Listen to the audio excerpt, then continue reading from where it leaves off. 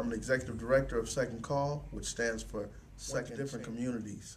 And his spiel was that he's very intelligent and in my life who was positive. And I saw the difference. Everything ain't just generic. Right. You know what I'm saying? It ain't like that. It's like I feel like this also. I need to know better. You know what I'm saying? If I know that much, if I can just know that I need to learn, if I need to know. Yeah. I never told them cats I was looking up to them. Yeah. I just was trying to emulate them. You know, you can like, man, I'm gonna be like him. A lot of people don't have to work this or whatever. You know what I'm saying? So I think I was me and Patty Austin. We was at a gig at the one of the big hotels in Wilshire. You know, complimenting Quincy.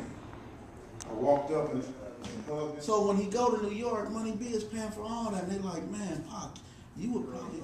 It's the same thing John was saying. I'm interviewing for this wife.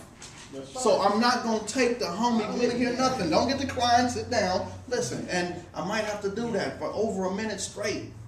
Again and again and again to make sure and all that. So now I know I got a certain amount of time to do it. So now I got to tell him about the guys and how bad they were at the last job. And he said, oh, Sal and them? Hey, Sal, what's going on, man? It's John. What y'all got going on? Hey, bro, I'm here, man, dude. You owe him some money, can you pay? And he had on some gator shoes. He said, man, I'm dressed up. I'm cool.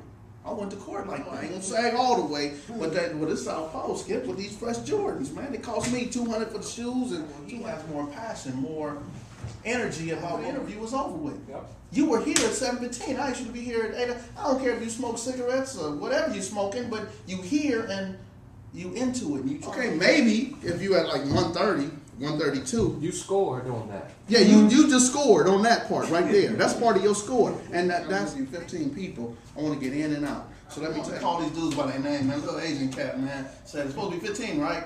And I said, nah, brother, it's right. You should be 45 minutes too. I said, now, at that time, they ain't had nothing but mashed potatoes. So dude hadn't even done any research on the place. Unless you was about to say something, John. Yeah. Aaron, and God bless you, family, for listening in, because we know tonight is a critical place to lose that social outlet, given we don't have any other theaters in our community. Just they will work there. Actually, kids late. When they go to Magic access too, because the opportunities just are not available.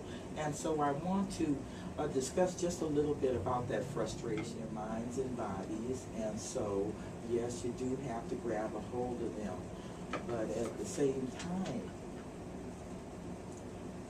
it is my job. It's my obligation. As street lights told me, I mean, you know, it's very important that they have that father figure, and also the boys, because who's going to teach them how to crash and burn? At some point, you can't just.